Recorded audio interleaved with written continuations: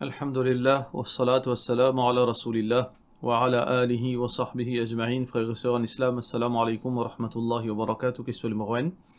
Qui conséquence est là pour un kiken qui, dans business, il fait un client paye plus cher qu'il est supposé payer. Par exemple, si un kiken paye 20 légumes, l'eau balance, il pèse plus léger, mais il prend plus l'argent. Ou bien un chauffeur taxi, qui fait une course, il calcule chaque kilomètre combien normalement il charge un client. Mais quand un client là peut faire plus long trajet, il ajoute encore plus l'eau au prix qu'il prend par kilomètre. Tout d'abord, concernant un diamant qui trichait dans balance. Ça, définitivement, c'est pur vol. Allah subhanahu wa ta'ala peut dire dans le Coran, وَيْلٌ لِلْمُطَفِّفِينَ الذين إذا اكتالوا على الناس يستوفون وإذا كالوهم أو وزنوهم يخسرون. Alors, malheur ou bien destruction, ban qui coquin de balance, quand je te pèse pour je te prends, veut dire, quantité que je te besoin, mais quand je te pèse pour les autres, si je peux travailler, dis mon piastre aux autres, je te tricher, je te pèse li, veut dire, moins, et je te charge plus. Ça, c'est totalement haram. N'importe qui dit mon peut faire ça, il peut coquin. Et ça, l'argent qu'il peut gagner là, en plus, ça, c'est l'argent haram.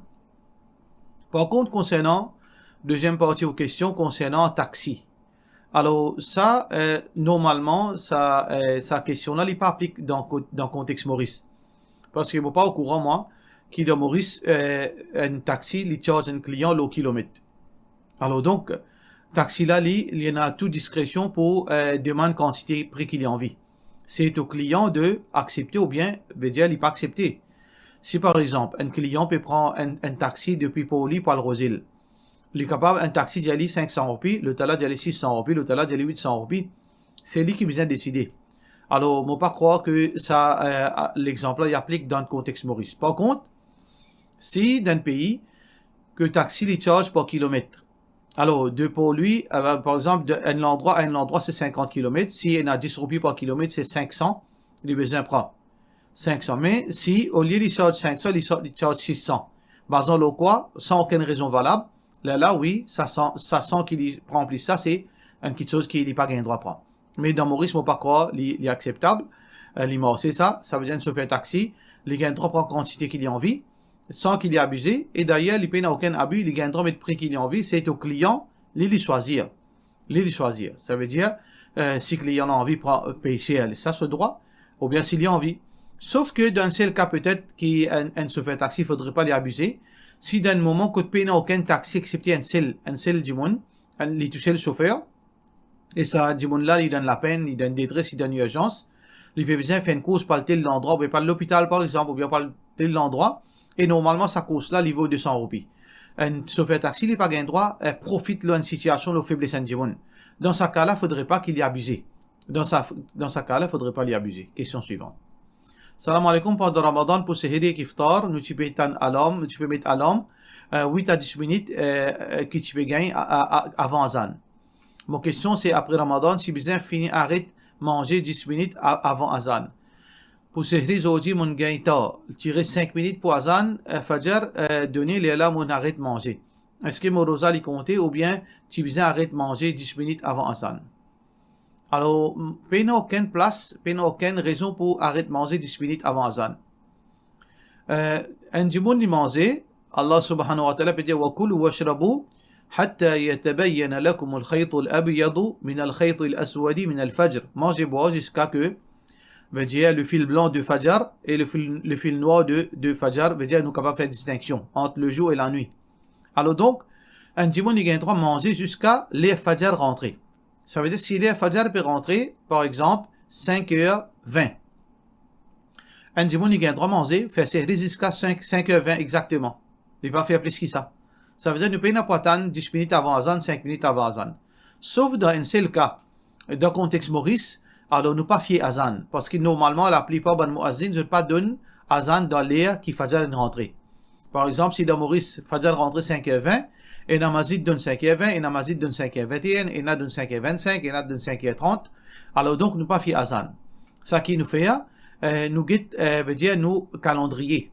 Ou bien nous un programme Salat dans l'ON Mobile. Aujourd'hui, nous tournons un mobile, ou capable de download un programme qui s'appelle Prayer Times. Alors, ou get là, qui est là où fait au série, ou arrête au série dans sa lien qu'il mentionnait là-dedans là. Alors, donc, pena, une question de 10 minutes ou bien 5 minutes. Sa question de série, c'est, au besoin, finit une série quand les Fajr fin rentrer. Question suivante. Deux questions par rapport à Hajj et dette. Alors, première question anonyme, si un Djiboun lui manque l'argent pour aller faire Hajj, est-ce qu'il est permissible pour lui prendre prêter avec sa famille ou camarades? Et quand il finit faire son Hajj, il retourne sa Djiboun là. Deuxième, est-ce qu'il gagne droit pour un cascado? Si pas gagne droit, si pas gagne une partie cascado avec famille ou camarades. Deuxième question, moi, il y a une famille qui tient inscrit son nom pour lui aller faire Hajj, et il y a une somme d'argent valeur 150 000 roupies, et assez son nom fin sorti pour lui aller, mais eux, dire, avec situation Covid, tout une montée, puis coûte 300 000 pour aller faire Hajj. Moi, tu as envie, connaître s'il y a un droit de prendre l'argent prêté pour aller faire Hajj. Donne-moi une explication de la part de M. Nassim Bano. Alors, normalement, nous allons faire Hajj avec nos propres argent, ça c'est l'idéal, nous pas faire dette. Allah subhanahu wa ta'ala pas fait mettre l'obligation le Djiboun qui paye dans le moyen. Ça veut dire que si un Djiboun qui paye dans le moyen, il est exempté du Hajj. Parce que Allah subhanahu wa ta'ala peut dire, wa hajj al-bayt, veut dire, man istata'a ilayhi sabila. Walillahi ala al-nasi hajj al-bayti, man istata'a ilayhi sabila. Allah fait impose Hajj pour celui qui a le moyen pour aller faire Hajj. Donc, si un Djiboun y en a 150 000, alors que Hajj aujourd'hui peut coûter 300 000, il paye dans le moyen, il n'est pas nécessaire de faire Hajj. Hajj pas obligatoire, lui. Alors donc, ça c'est la loi. Mais seulement si un Djiboun en vient de faire Hajj. Par exemple, si ce nom est sorti, il connaît s'il n'est pas allé là, peut-être il n'est pas pour gagner aller encore, ce nom pas pour sortir, excepté après 10 ans. Alors, si il prend prêté, est-ce qu'il gagne droit de prendre prêté? Malgré qu'il n'est pas recommandé, oui, il gagne droit de prendre prêté. Il dit sur une famille, ou bien sur un Djiboun qui connaît, veut dire, prête-moi l'argent pour moi le faire Hajj, parce qu'il me manque l'argent. Si ben est d'accord, avec condition que s'il est retourné, là, il pourra une ban là, ou bien s'il arrive une mot sur une famille pour rendre, il montre une garantie qui au cas qu'il fait une mot, pour noter le Djiboun pour raquer ce dette. Dans ce cas-là, oui, il gagne droit de prendre l'argent pour aller, Inch'Allah. Question suivante. Salam alaikum. On a l'habitude tous les soirs, avant moi le dormir, moi lire Surah Mulk, et puis moi faire 2 rakat nafil sans l'intention fixe. Est-ce qu'il est permissible, jazakallah, de la part de nos frères Zak Ali? Par rapport à Surah Mulk, c'est un sunnah qui est un Djiboun, avant qu'il y dormit, il y a Surah Mulk. Rasulullah sallallahu alayhi wa sallam peut montrer que ça, surah-là, il fait shafa'at pour un Djiboun le jour du Qiyamah. Et dans l'autre version aussi que Surah Mulk, il y a une façon que hi al-mani'a, veut dire il protège un Djiboun contre punition qabar par la permission d'Allah subhanahu wa ta'ala. Mais par rapport à 2 rakats qui on peut dire sans intention fixe, qui on appelle ça nafil mutlaq. Nafil mutlaq veut dire, on fait 2 rakats nafil à cause d'une envie. Seulement, pas aucune raison, il n'y a pas de sunnat, il n'y a pas rien spécifique, ou fait un nafil comme ça même. Ben nafil, sans l'intention fixe, nous pas gain droit fixer un lien là-dedans. Nous n'avons pas gain droit fixer un lien, nous pas gain droit fixer le nombre. Par exemple, mon envie, là, mon libre, mon envie fait 2 rakats nafil, mon gain droit. Avant de dormir, mon envie fait 2 rakats nafil, mon gain droit. Mon sommeil cassé dans la nuit, mon envie fait 2 rakats nafil, mon gain droit. Alors, ça peut aucun mal. Mais, si tous les jours, alors, mon fixer un lien avant de dormir, ou bien 8 heures, ou bien 10 heures, mon fixer un lien pour faire 2 rakats nafil. Là, c'est-à-dire, mon donner une forme. Là, nous pas gain droit.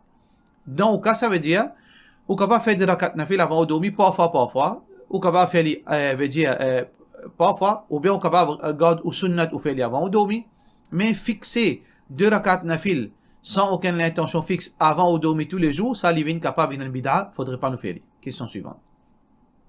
Salam alaikum, Cheikh.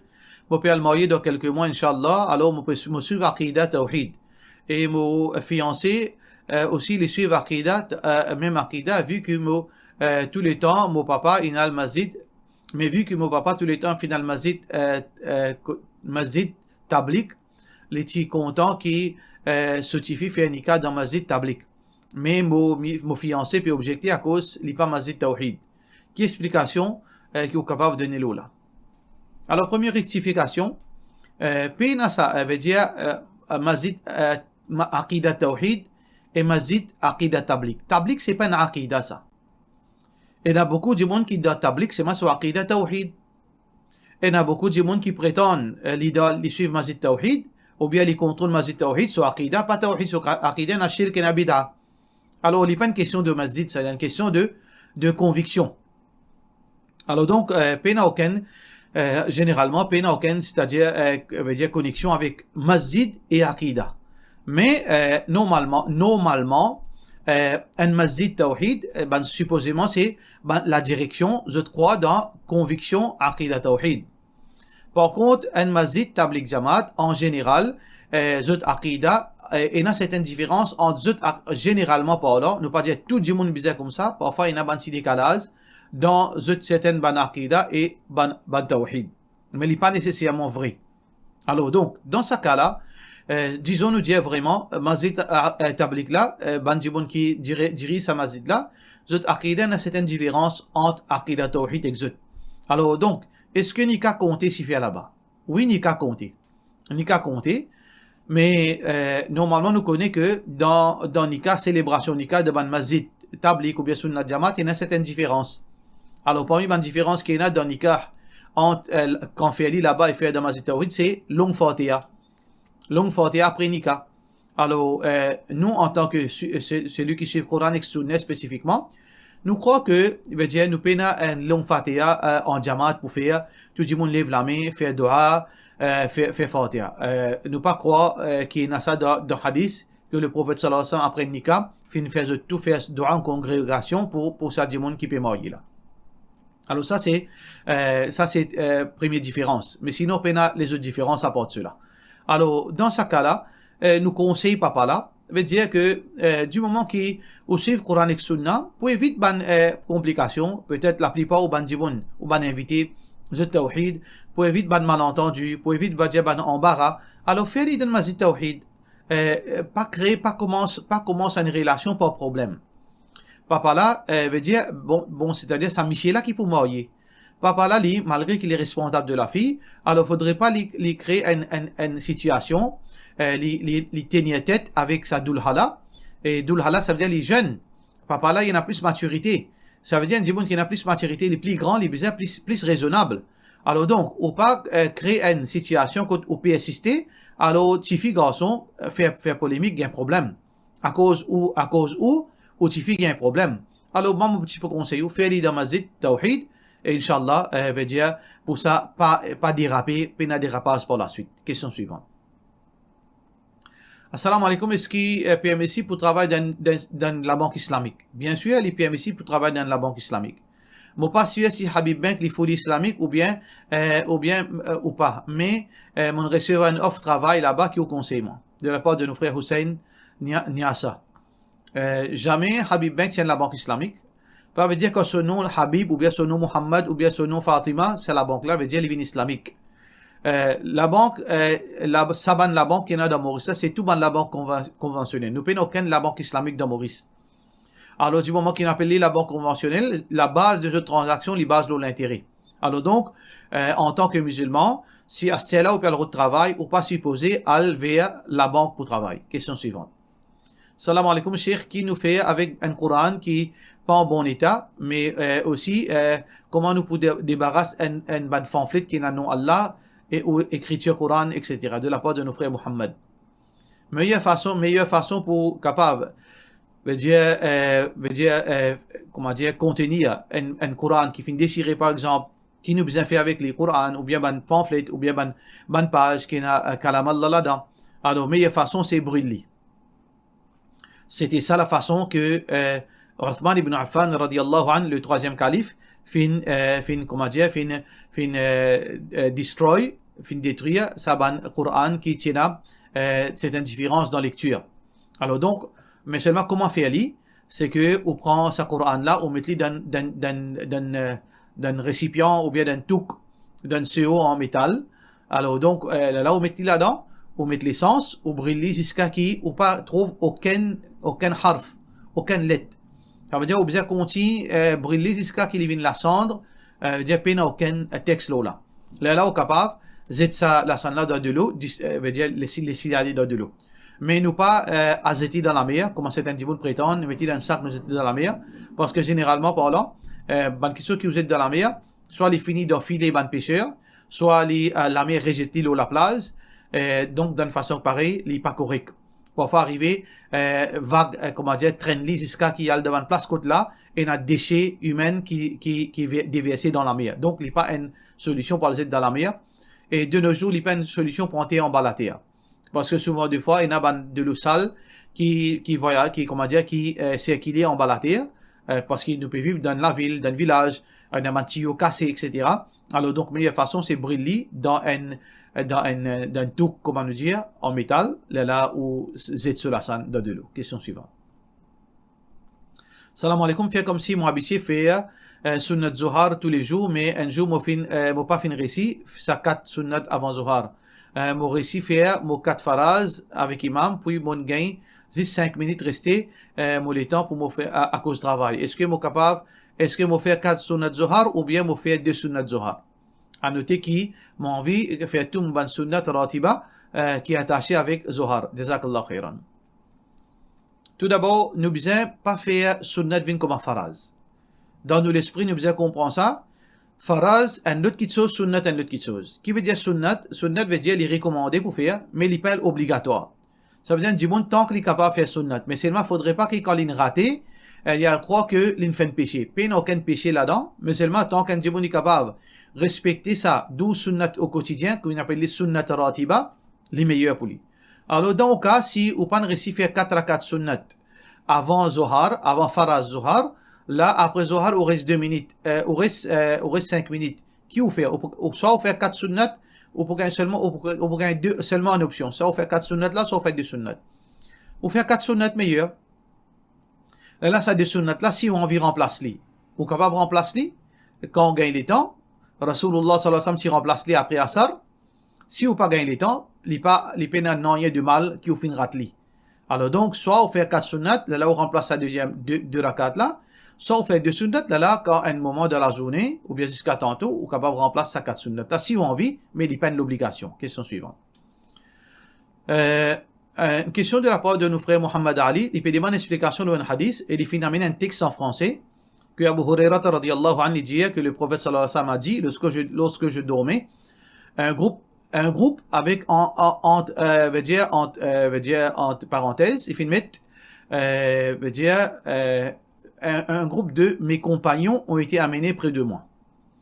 Un groupe de mes compagnons ont été amenés auprès de moi. Alors donc, ensuite, hadith là, il y a un long hadith que le prophète sallallahu alayhi wa sallam un groupe du monde trouve un groupe du monde. Là, bandimon là, veut dire, là, un ange, jali, veut dire, ça groupe du monde là, nous aller. Là, Rasulullah sallallahu alayhi wa sallam, de son rêve, peut demander, écoute, ça, Pierre Menzout. Là, ça, on a fait répondre, Pierre Menzout, dans du fait l'enfer. Alors, donc, on a fait serment. Alors, Rasulullah sallallahu alayhi wa sallam, demandé, qui n'a arrivé, qui problème avec Zut. Alors, donc, ça, on a fait dire, que Zut fin régner la religion, et Zut fin infidèle. Et donc, là, ça veut dire, quand je fin infidèle, après qui toi, Rasulullah sallallahu alayhi wa sallam, tu fin quitte dunya ton ali. Alors, là, un autre groupe, il la même chose. Ça veut dire, le prophète sallallahu alayhi wa sallam, fin demander que tu peux aller, ben, là, j'ai permis de via l'enfer. La même chose, parce que tu fin régner l'islam. Alors, donc, qui veut dire, là, Rasulullah sallallahu alayhi wa sallam, dit, comme si, pas fin reste personne de ce groupe-là, excepté quelques individus. Pareil comme un chameau, qui finit à mettre, les restes là, tout finalé.